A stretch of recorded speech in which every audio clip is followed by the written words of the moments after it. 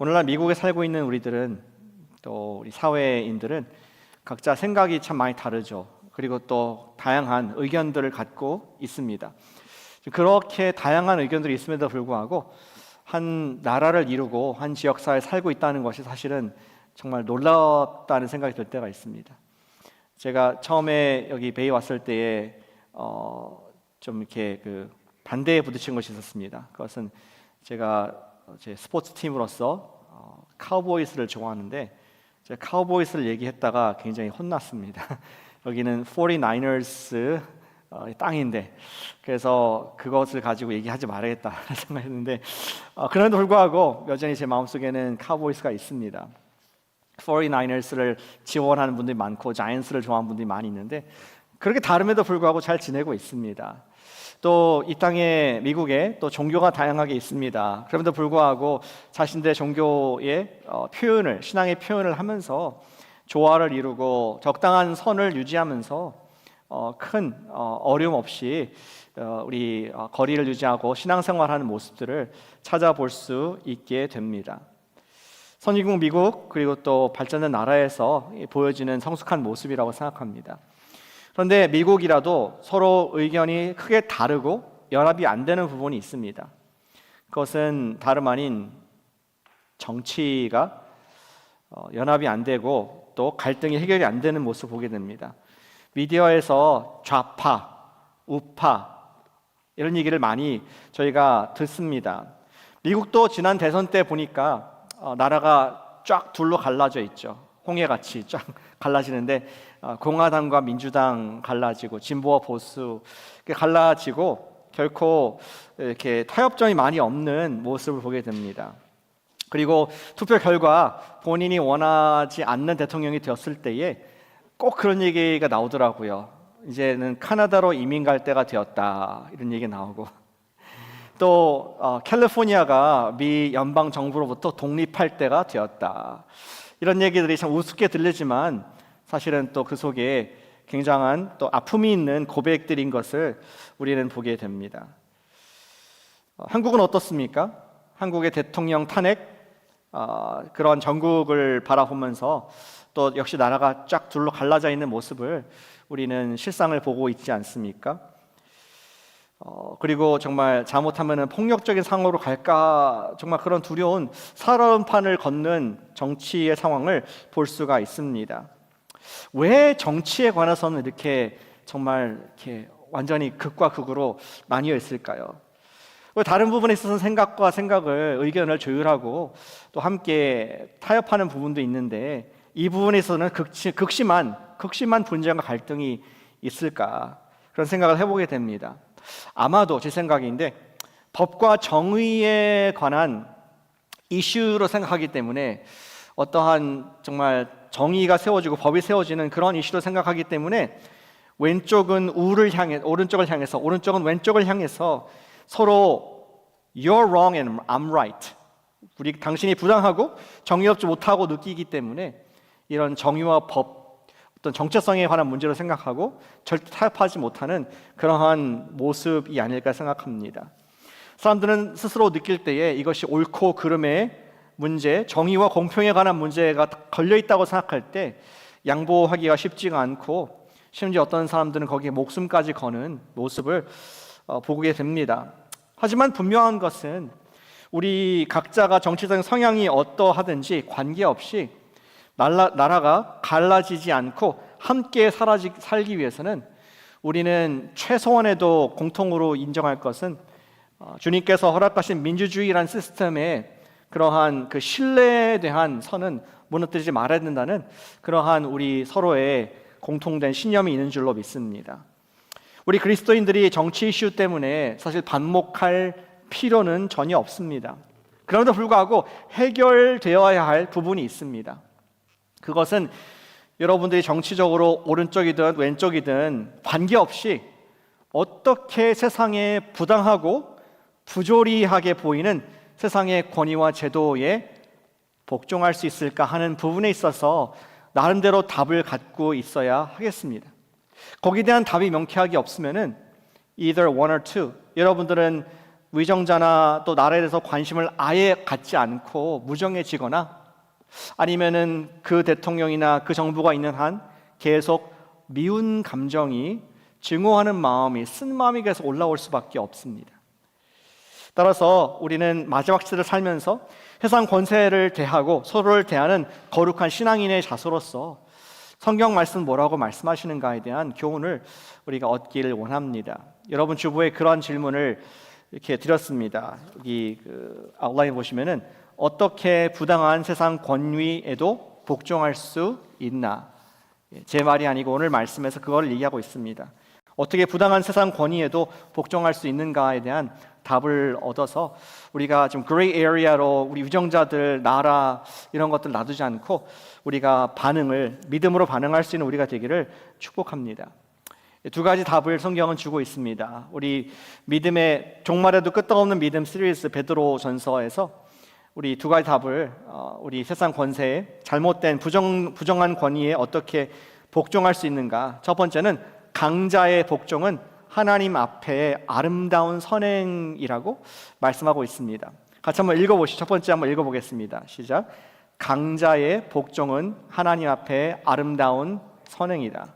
강자의 복종은 하나님 앞에 아름다운 선행이다 라는 좀 희한한 말을 하고 있습니다. 지난주에 우리가 베드로전서 2장을 보면서 베드로 선생님은 우리가 얼마나 하나님 앞에서 은혜 입은 자이고 또 정체성이 얼마나 놀라운 것인가를 얘기했습니다.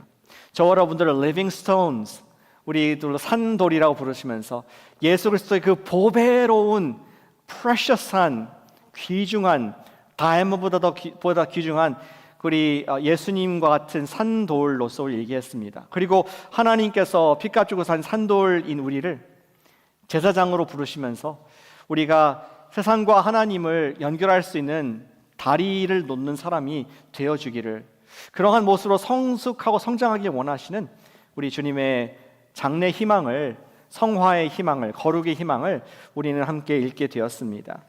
오늘 베드로 사도는 그러한 우리를 향해서 강한 사람이다, 이 땅에 속하지 않지만 하늘에서 시민권을 갖고 있는 하나님의 산돌이고 하나님의 거룩한 제사장, 그의 소유된 백성, 택하신 족속으로 우리가 부름받은 강자이다, 강한 자이다 로서 우리가 어떻게 이 세상에서 살아갈 것인가를 구체적으로 얘기를 해주고 있습니다.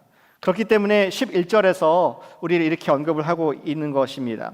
사랑하는 자들아, 거류민과 나그네 같은 너희를 권한다. 우리를 지칭할 때 You don't belong here. 여러분들은 하늘 시민이고 거룩한 산돌이시고 예수님을 따라 사는 존재이고 우리는 거룩한 제사장이다. 그러한 신분을 가진 자이기 때문에 이 땅에서는 지나가는 사람, 게스트, 거류민과 나그네인 것을 얘기하고 있습니다. 그러면서 베드로는 이 땅에 살면서 우리가 거류민과 나그네를 살면서 복음이 막히게 되는 가장 큰 저해 요인을 지적하면서 그거 하지 말자 이렇게 얘기하고 있습니다. 11절에 보니까 다시 너희를 권하오노니 영혼을 거슬러 싸우는 육체의 정욕을 제어하라라고 이렇게 되어 있습니다. 영혼을 거슬러 싸우는 육체의 정욕. 육체의 정욕은 여러 가지 의미가 있을 수 있겠습니다. 일차적으로는 어떤 윤리적인 죄, 도덕적인, 성적인 죄를 말하는 것일 수 있습니다. 그런데 그보다 더 포괄적인 의미가 있습니다. 육신의 정욕은 더 포괄적인 의미인 것이죠. 그것은 우리가 하나님의 뜻에 반하여 우리 육체의 본성이 가고 싶어하는 원래의 죄의 습성을, 모든 습성을 말하는 것입니다. 하나님의 뜻에 반하여 우리 육체가 하고 싶은 그러한 죄의 모든 습성을 가르쳐서 우리 육체의 정욕이라는 표현을 쓰고 있는 것입니다. 저는 한국말로 이렇게도 표현할 수 있을 것 같습니다. 육체의 정욕을 혈기 부리는 것, 영어로는 lose temper, 혈기를 부리는 것, 육체가 원하는 대로 감정적으로 행하는 것이 혈기 부리는 것 아니겠습니까? 좀 전문적으로 말한다면 혈기 부리는 것이 감정에 의하여 이성을 잃게 되면서 사탄의 꼬임에 넘어가 잠식의 조종을 당하는 것, 이렇게도 좀 길게 설명할 수 있겠습니다. 그러한 혈기를 부리는 것도 육체의 정욕일 수 있습니다. 육체의 정욕을 제어하는 그런 거룩한 제사장, 육세의 정욕을 제어할 줄 아는 그러한 산돌, 보배로운 산돌이 되라라고 말씀을 하고 있습니다. 예수님 앞에서도 베드로가 자기도 혈기를 부른 적이 있었습니다. 그것이 아마 기억이 났을 것 같습니다. 자기 육체 정욕을 제어하지 못하고 혼난 적이 있었죠. 그때가 언제였습니까? 예수님께서 지금 제자들에게 물었습니다. Who do you say I am? 내가 누구냐? 그러니까 예수님을 경험한 제자들이, 특별히 베드로가 말하기를 당신은 그리스도시요 살아계신 하나님의 아들이십니다 라는 그러한 메시아 고백을 하자 예수님께서는 That's right! A+의 학점을 주신 것을 기억합니다. 그리고 우리 정말 천국 열쇠를 주시고 그 이름도 우리 원래 시몬이었는데 베드로로 피러로 바꾸는 그러한 상금도 우리 리워드도 주셨던 것을 기억합니다. 그러고 나서 예수님께서는 깊은 얘기하시죠. 진짜로 그 그리스도가 무슨 일을 하는지. 그리스도께서 이제 예루살렘에 가가지고 핍박을 당하고 매맞고 십자가에서 죽은 뒤에 3일 뒤에 다시 살아나리라 이 얘기를 했습니다. 베드로가 갑자기 좀 울컥 올라온 것 같습니다. 예수님에게 말합니다.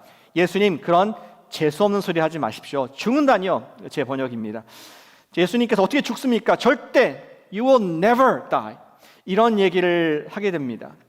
보통 사람이었다면 예수님이 여러분도 예수님이었다면 아마 그랬을 것 모르겠습니다. 역시 너밖에 없구나 베드로. 너를 내가 믿는다. 정말 너는 나를 사랑하는 사람이구나. 이렇게 할 수 있었겠지만 예수님께서는 베드로에게 그렇게 말씀하셨습니다. Get away from me, Satan. 내게서 떠나가라, 사탄아. 베드로를 사탄이라고 그렇게 모욕적인 표현하시면서 호되게 혼나는 모습을 볼 수가 있습니다. 어떻게 된 것입니까? 예수님께서 말씀하시길 너는 하나님의 일이 아니라 사람의 일을 생각한다. 너는 지금 혈기를 부리는 거지 하나님의 뜻이 아니다. 메시아는 고난 속에서 부활해야 된다 하는 것을 말씀을 했습니다. 어쩌면 그때를 기억하면서 베드로 사도가 오늘 저 여러분들에게 사랑하는 정말 산돌이고 보배 같은 우리들에게 2장 11절에 그때를 기억하면서 얘기하는 것 같습니다. 너희를 권하노니 영혼을 거슬려 싸우는 육체의 정욕을 제어하는 것이 성화의 모습이다. 이러한 얘기를 자기 경험 바탕으로 하고 있다고 생각합니다. 그리고 이 육체의 정욕을 제어한 모습이 어떤 것을 뒤에 12절에서 말씀하고 있죠. 우선은 말하기를 선행이라는 거룩한 향기가 흘러나게 하자. 너희가 이방인 중에서 우리가 나그네잖아요. 아까 거류민이고 행실을 선하게 가져 그들이 비판하지 못하도록 하고 하나님께 영광을 돌리게 하자. 그리고 구체적으로 그 선행이라는 것이 무엇인가? 베드로는 오늘 컨텍스트에서 선행이 뭔가를 보다 분명하게 13절 말씀에서 얘기를 해주고 있습니다. 그는 말하기를 인간의 모든 제도를 주를 위하여 순종하되. 인간의 모든 제도, 우리가 속해 있는 사회의 법과 시스템과 질서와 위정자들 다 포함한 말입니다. 그것을 주를 위하여 순종하라. 여기 영어로는 순종이 이제 submit인데요. 원어로 보시면은 to be subject to submit to authority. 한국말 하면은 누구누구의 수하 밑에 들어가라. 혹은 권위에 복종하라. 한국말로 순종이 된 것보다도 저는 복종이라는 것이 여기 원뜻에 더 맞다고 생각합니다.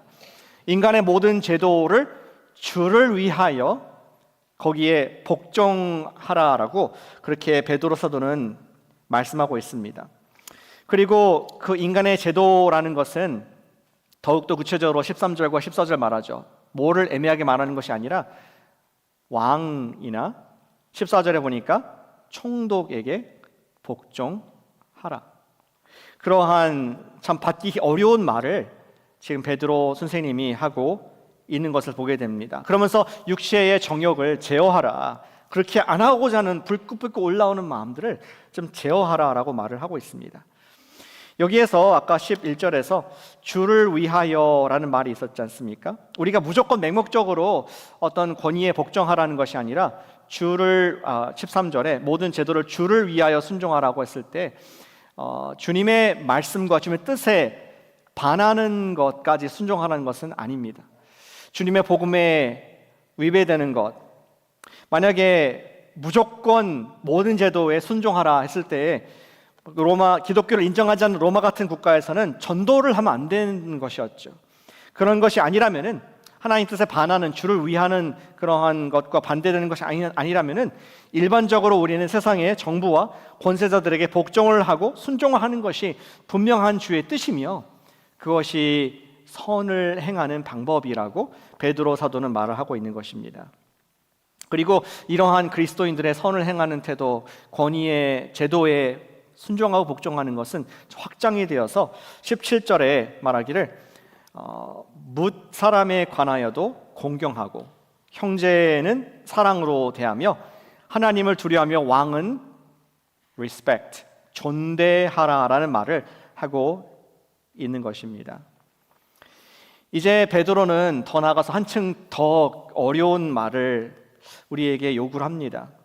18절에 보니까 힘든 어떤 권세자를 말하고 있죠. 18절에 사환들아, 오늘날로 말하면 employee라고 말할까요? 직장인들, 범사에 두려워함으로 employer, 주인들에게 순종하되 선하고 관용하는 자들에겐 당연히 하겠지만 뿐만 아니라 hard people, 까다로운 사람들에게도 그리하라.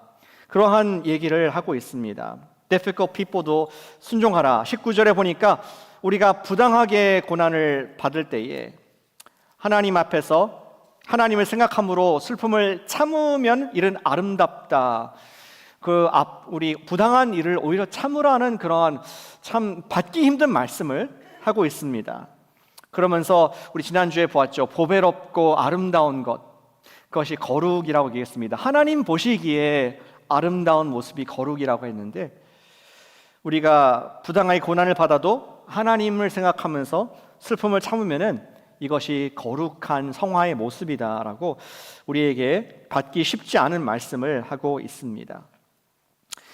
우리가 그들 앞에서 20절에 보니까 잘못을 했다면은, 죄를 범했다면은 어떤 벌을 받아야겠죠. 근데 그것이 아니라 선을 행함으로 고난을 받고 참으면 하나님 앞에 아름답다라고 분명하게 얘기를 해주고 있습니다. 베드로는 독자들이 또 저와 여러분들이 받기가 사실 쉽지 않은, 진정으로 이 말씀을 우리가 순종하려고 할 때 받기 쉽지 않은 말씀을 하고 있습니다. 왜냐하면 지금 베드로가 어디 있었습니까? 베드로 자체가 지금 뭐 별장에서 뭐 쉬면서 글을 쓴 것이 아니라 베드로는 자기를 가둔 로마의 감옥에서 언제 참수를 당할지 모르는 그러한 두려움 속에서 편지를 쓰고 있는데 하나님 모든 사람의 제도에 순종하라라는 쉽지 않은 말을 하고 있는 것입니다. 그리고 또 지금 독자들은 어떤 사람들이 있습니까? 그들은 언제든지 로마가 계속 기독교인들을 잡아 죽이고 있고 콜로세움에서 정말 놀이거리로, 티어터로 삼고 있는 그런 상황 속인데 지금 그 상황 속에서 순종하라고 말하고 있는 참 받기 어려운 말씀을 하고 있는 것이죠. 지금 베드로가 이 글을 쓸 때 누가 왕이었습니까? 트럼프 대통령이 왕이었습니까? 윤석열 대통령이 왕이었습니까? 누가 왕이었습니까? 로마에서 가장 악하다고 말하는 네로 황제가 지금 왕이었다는 것을 배경적으로 이해할 필요가 있습니다. 이런 말씀을 들으면은 화가 나지 않습니까? 매우 화가 나고 부당하고, 어떻게 악하고 부당한 권위인 로마 정부, 그리고 구체적으로 로마의 왕을 존대하라는 것인가? 그리고 어찌하여서 선을 행하는 그리스도인들이 부당한 대우와 고난을 당할 때 참는 것이 아름답다라고 말할 수 있는 것입니까? 여러분들 화가 나지 않습니까? 한때 베드로도 화를 많이 냈던 것 같습니다. 예수님께서 기도하실 때에 밤에 정말 피스풀하게 기도하실 때에 성전의 군사들이 들이닥쳐가지고 무고한 자기의 메시아 예수님을 체포하는 그런 장면이 바로 베드로 앞에 펼쳐졌습니다. 베드로는 그때 혈기가 나가지고 내가 지금 어떻게 이 부정의하고 부당한 상황 가운데 내가 맞서버리라 자기 칼을 빼서 저항하고자 했습니다. 그때 예수님께서 누구를 혼냈나요? 병사들을 혼낸 것이 아니라 또다시 베드로의 쿠사리를 주면서 칼로 일어난 자는 칼로 망할 것이다. 칼로 제어하지 말라 하면서 베드로의 행동은 육체의 정욕을 제어하지 못한 행동이었다는 것을 예수님께서 또 말씀해 주십니다. 예수님께서는 베드로의 칼을 막으셨습니다. 그랬던 베드로가 이제 와서 베드로 전서를 쓰면서 우리에게 인간의 모든 제도를 주를 위해서 순종하라고 하는 것입니다. 왜 그렇게 되었을까? 어떻게 가능할 것인가? 그것은 베드로가 그의 믿음의 성숙을 이루었기 때문입니다. 저는 베드로 전서를 읽으면서 계속 이 베드로가 좀 말을 잘 다 못하는 것들을 바울 선생님이 잘 정리한 것을 잘 또 매칭할 수 있었습니다. 베드로 선생님이 이렇게 정리를 했습니다. 로마서 13장 1절 말씀을 같이 한번 읽어보면 좋겠습니다. 화면에 있죠. 같이 읽겠습니다. 각 사람은 위에 있는 권세들에게 복종하라. 권세는 하나님으로부터 나지 않음이 없나니 모든 권세는 다 하나님께서 정하신 바라. 그 권세자들도 하나님이 세우신 사역자인 것을 기억하라. 그래서 거기에 여기도 똑같이 복종하라는 말씀을 쓰고 있습니다. 근데 바울도 생각이 없고 뭐 바보가 아니었습니다. 왜 억울한 일이 없었겠습니까? 지금 누가 왕이라고요? 네로, 그 유명한 우리 무고한 사람을 죽이고 또 로마의 가장 악한 왕이었다고 세계가 평가하는 네로가 왕인데, 그는 그렇게 할 수 있는 이유가 바로 로마서 13장 앞에 있는 12장 19절에서 이렇게 말씀했기 때문이었습니다. 이것도 같이 한번 읽어보시겠습니다. 시작. 내 사랑하는 자들아, 너희가 친히 원수를 갚지 말고 하나님의 진노하심에 맡기라. 기록되었을 때 원수 갚는 것이 내게 있으니 내가 갚으리라고 주께서 말씀하시니라. 아멘. 우리 바울에는 그런 믿음, 베드로는 이제 그런 믿음이 있었습니다. 내가 저항하는 것이 아니라, 나는 내 책임 그것이 아니라 하나님께 hand over, 이 상황을 주님께 맡기는, 더욱더 두려우신 하나님의 손에 그분을 맡기는 것이 우리의 믿음이고, 그렇기 때문에 13장 1절 말씀과 같이 권세들에게 복종할 수 있다는 것이 우리 베드로와 바울의 인생의 성숙한 믿음의 고백인 것을 보게 됩니다. 베드로도 우리가 성도로서 이 땅에 위정자 때문에 어려운 일, 부당한 일을 당할 수 있지만 그때도 주를 위하여 고난을 받고 선을 행하는 것이 하나님께 아름다운 것이라고 말씀을 하고 있습니다. 한국 정치 얘기 조금만 할까요? 제 정치 얘기 거의 하지 않습니다. 안 되나요? 우리는 지금 한국 대통령의 탄핵 정국으로 말미암아 국민들이 둘로 쫙 나뉜 모습을 볼 수가 있습니다. 너무나 자명하게 보이는 것 같습니다. 갑작스러운 작년의 대통령의 그런 계엄령으로 말미암아 많은 사람들이 분노를 하는 쪽이 있습니다. 그리고 또 다른 쪽으로는 대통령은 잘못이 없으며 야당이 잘못으로 이런 상황까지 올 수밖에 없었다라고 또 그들도 분노하는 모습을 우리는 미디어에서 보고 있습니다. 그런데 오늘 말씀을 가지고 우리는 뉴스를 가지고 판단하는 사람이 아니라, 미디어와 여론이 아니라 오늘 말씀을 바탕으로 이 상황을 비춰볼 때에 조심스러운 부분이 있습니다. 그것은 혹시 내가 맞다고 너무 주장하는 나머지 육체의 정욕을 제어하지 못하게 될지 조심하자는 말씀을 하고 있습니다. 각자의 입장에서는 너무나 당연하고 충분히 억울하고 부당하다고 주장을 할 수 있습니다. 그럼에도 불구하고 오늘 우리 13절로 돌아가서 다시 그 말씀해 보니까 주께서 주신 인간의 모든 민주주의 제도를 주를 위하여 순종하는 것이 주님의 뜻임을 알게 됩니다. 그리고 현재 있는 행정부를 비롯하여 입법기관, 사법기관들을 존중하며 인내하는 태도가 보이는 것이 주님께 아름다운 것이다. 주님 앞에 거룩한 우리 성도가 취할 태도이다라고 말씀을 하고 있습니다. 사랑하는 성도 여러분, 우리가 이 땅에 살아가는 거류민과 나그네인 것을 꼭 기억하시기를 축복합니다. 그 말인즉슨 we don't belong here. 우리의 시민권은 미국이냐 한국이냐 다른 데가 아니라 우리의 시민권은 하늘에 있는 줄 믿습니다. 우리 그러한 거류민으로서, 그러한 나그네로서 이 땅을 바라보자는 것입니다. 주님께서는 여러분들을 바라보실 때 여러분은 택하신 족속이여 왕같은 제사장, 거룩한 백성들이신 줄로 믿습니다. 정말 너무나 소중하고 보배로운 산돌 같은 예수님을 닮은 거룩한 성도이신 것을 정말 축복합니다. 여러분, 제가 눈을 뵈니까 정말 한 분 한 분이 예수님의 피값으로 사신 하나님의 아들, 딸, 정말 이 땅을 정말 차지하고 또 주장할 영적 권위자이신 것을 감사를 드립니다. 과연 하나님 나라의 강한 자라고 말할 수가 있겠습니다. 우리 이 땅에서 요구할 거룩한 기준들이 많이 있습니다. 정의를 추구해야 됩니다. 그러나 주님의 뜻은 강자인 우리가, 강자인 제사장들인 우리가 이 세상의 상황들을 참아주며 심지어 거기에 복종하는 것이 주님의 뜻이라고 말씀하고 있습니다. 다시 말해서 우리가 스스로 세상 사람들 같이 혈기를 부리는 것을 제어하고 주님을 신뢰하는 가운데 주님께서 세우신 위정자님들에게 복종하는 것이 아름답다라고 말씀을 하고 계십니다. 사랑하는 여러분, 그러한 적용을 권면을 드리길 원합니다. 권세자들을 위해서 기도해 주실 수 있으면 감사하겠습니다. 아멘이십니까? 권세자님들을 위해서 기도해 주시기를 축복합니다. 우리가 누가 누구를 위해서 기도해 준다는 것은 강한 자가 약자를 위해서 기도해 줄 수 있는 것입니다. 히브리서 7장 7절에서 말하기를 낮은 자가 높은 자를 축복하지 않는다. 높은 자가 낮은 자를 축복하는 것이 성경의 원리다라고 말씀하고 있습니다.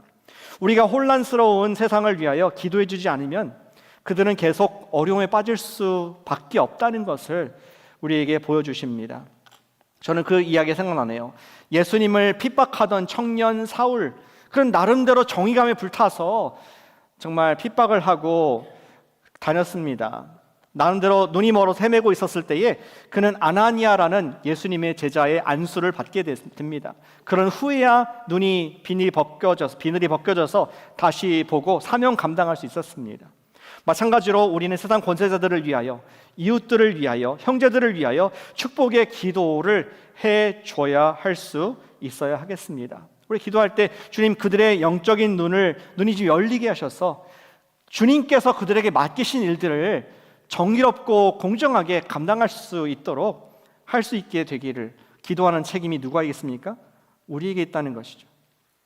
하고 안 하고는 그분들 책임, 기도는 내 책임. 기도는 어떤 사람들이 생각하는 것처럼 그리스도인들의 수동적인 자세가 아닙니다. 기도야말로 영어로 말한다면 submitting with strength, 강한 자가 순복하는 것이 기도라고 믿습니다. 기도야말로 우리가 강자이기 때문에 부당한 세상의 상황 가운데 행사할 수 있는 거룩한 능력이 됩니다. 따라서 우리는 뉴스와 미디어를 보면서 함께 걱정하거나 지나치게 화를 내는 일들을 하지 않는 것이, 제어하는 것이 옳음을 보게 됩니다. 육체의 정욕을, 그러한 자기 육체의 정욕을 제어할 수 있는 여러분과 제가 되시기를 축복합니다. 오직 그분들을, 위정자님들을 마음에 품고 기도해 주는 것이 우리의 책임이라 말씀하고 계십니다. 사랑하는 여러분, 한국 위정자님들을 위해서 좀 기도해 주세요. 그리고 특별히 헌법재판소 우리 판사님들을 위해서 정말 여러분들 기도해 주시기를 부탁을 드립니다.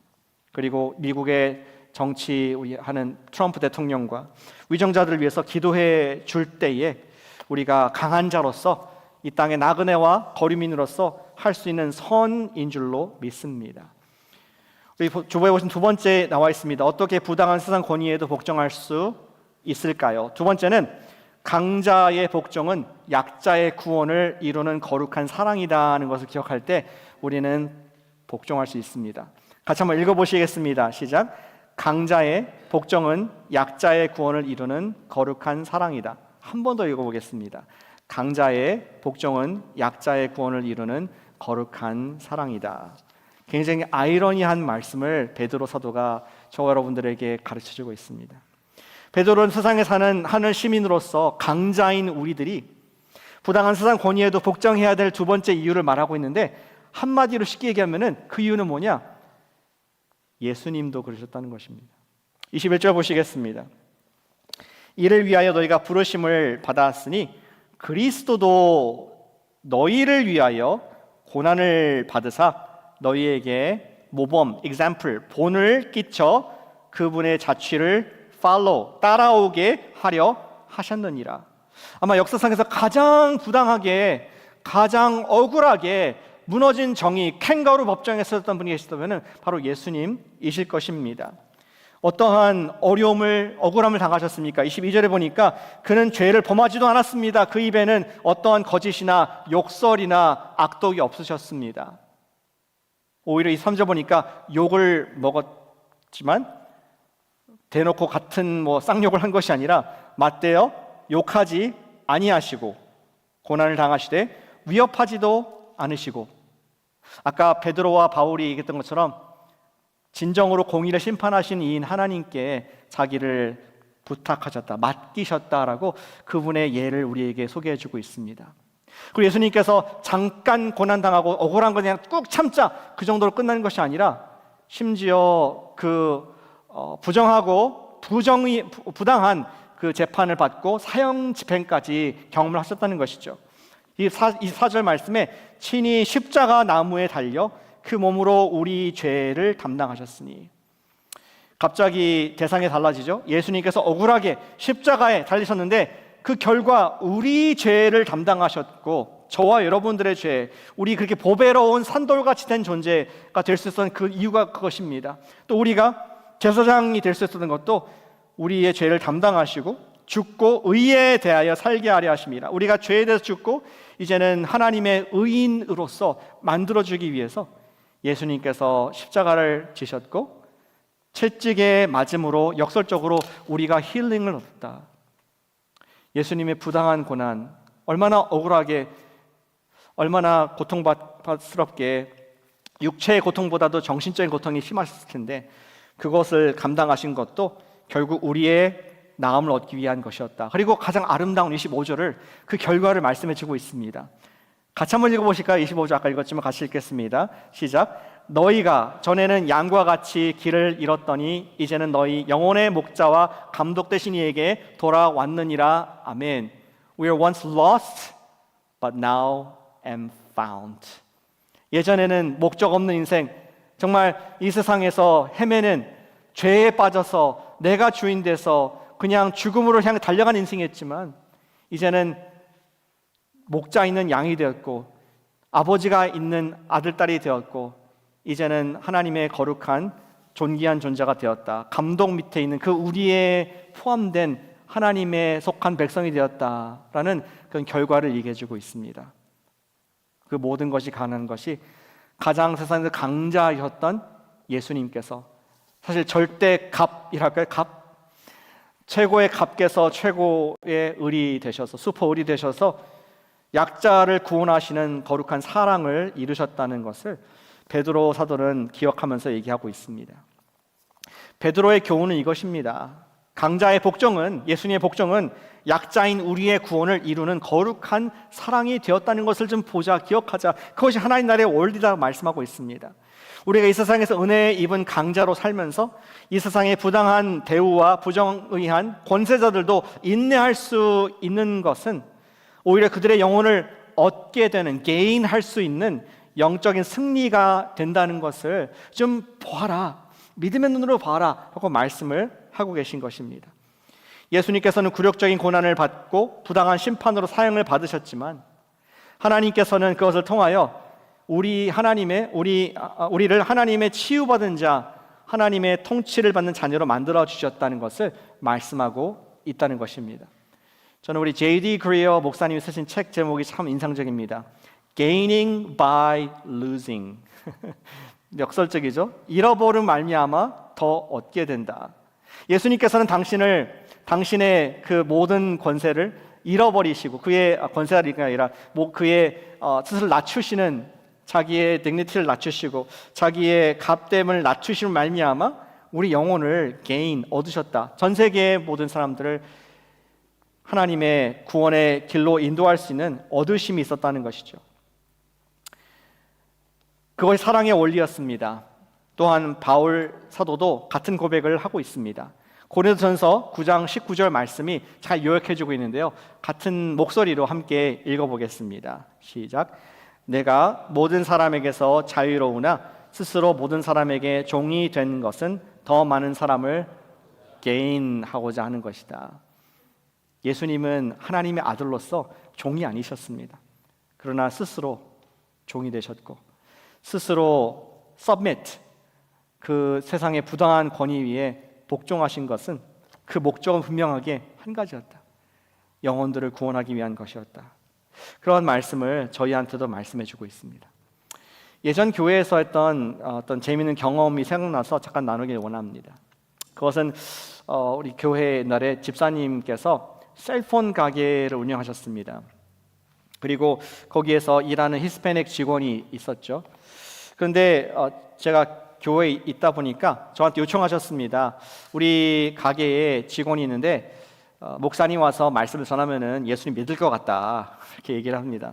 그래서 그분의 셀폰 가게로 운전해서 갔습니다. 갔더니 그 직원이 청년이 있더라고요. 20대 초반의 청년이었습니다. 이름도 기억이 나네요. 스벤이라고. 근데 스벤하고 대화해 보니까 정말로 이렇게 마음이 가난해서 다 익은 고구마, 찌르면 푹 들어가는 그런 고구마였던 것 같습니다. 그동안에 얼마나 집사님이 이분을 쿠킹했는지 사실 좀 알 수 있었습니다. 좋은 우리 주인이었구나 하는 생각을 갖게 되었습니다. 결국 그에게 복음을 다시 한번 얘기하고 예수님을 그의 구세주와 주님으로, 스벤의 구세주와 주님으로 예수님 영접을 하게 됩니다. 그리고 나서 이 청년이 더 하고 싶다, 공부하고 싶다, 예수님에 대해서 더 알고 싶다, 이런 얘기를 합니다. 성경 공부를 하자는 얘기를 했습니다. 그래서 우리 그 주인의 허락을 받고 요한복음을 했는데 결국 한 6개월 동안 이렇게 공부를 하게 되었습니다. 그리고 그 청년이 너무나 은혜 받고 뜨거워져 가지고 자기가 파스터가 되고 싶다, 그래서 파스터에 가는 길로 또 이어서 공부를 하고 결단하고 또 그 지역을 떠나는 것까지 보게 되었습니다. 저는 이 사건을 보면서 제가 진짜 감동받는 게 뭔지 아세요? 스벤도 아니고 뭐 제가 잘 가르쳤던 것도 아니고 전혀 아니고요. 그 주인이 참 너무 훌륭하시다는 생각이 들었습니다. 여러분들이 셀폰 가게 안 해보셔서 잘 감동이 없는 것 같은데 사실은 그 시간, 지금 성경 공부하는 시간이 그 사람을 고용한 시간입니다. 그래서 일주일에 한 시간, 2시간이 아니라 매주 2시간씩 사무실 뒤에서 둘이 성경 공부가 있으면은 소는 누가 키우고 가게는 누가 보겠습니까? 주인이 해야 되잖아요. 그만큼 또 다른 일을 못하게 되고 금전적인 손해가 있는 그러한 일이었는데 그 집사님은 자기의 임플로이를 많이 사랑했던 것 같습니다. 그리고 그 영혼이 정말 하나님께서 일하고 계시다는 것을 알았기에 저까지 불러와서 제 시간도 할애하면서 그분에게 1:1로 성경 공부하게 했던 그러한 그 마음이 참 감동이 되는 기억이 지금도 납니다. 사랑하는 여러분, 주는 것이 이기는 것인 것을 믿으시기를 축복합니다. Gaining by losing. 강자의 복종은 약자의 구원을 이루는 거룩한 사랑이 되는 것이 주님의 놀라운 원리입니다. 우리가 지금 구주 예수의 사랑 기간 통하면서 기도하고 있지 않습니까? 여러분들이 지금 기도하고 있는 VIP를 위해서 무엇을 주실 수 있습니까? 여러분들이 그분 앞에 아쉬울 이유가 전혀 없을 수 있습니다. 아쉬운 소리 할 필요도 없고 시간을 내줄 필요도 없고 너는 네 밥 먹고 난 내 밥 먹고 똑같은 뭐 직장인들이고 그냥 똑같은 학부모이고, 근데 우리가 스스로 예수님과 같이 강자이지만 복종을 통해서 그분의 영혼을 얻을 수 있다면, 천하보다 귀한 그분의 영혼을 얻을 수 있다면 Isn't it worth it? 가치가 있지 않겠습니까? 여러분들이 잃어버릴 수 있는 것, 기도의 애씀이 있을 수 있습니다. 사랑의 섬김이 있을 수 있습니다. 그리고 자기는 시간을 들여서 한 사람을 섬김으로 영혼을 구원할 수 있다면 그것이 정말 가치 있는 투자인 줄로 믿습니다. 사랑하는 여러분, 이번 주에 기도를 부탁드릴게요. 위정자님들을 위해서 기도해 주시기를 부탁을 드립니다. 기도해 주시기를 부탁을 드립니다. 기도의 시간을 드리고 또 여러분들의 VIP를 위해서 우리의 사랑을 드리실 수 있게 될 때 우리가 어떤 winning or losing 이런 개념이 아니라 gaining, 그분의 영혼을 주님 앞에 올려드릴 수 있는 진정한 하나님의 거룩한 제사장 되시기를 예수님의 이름으로 축복합니다. 아멘. 잠깐 기도하도록 하겠습니다.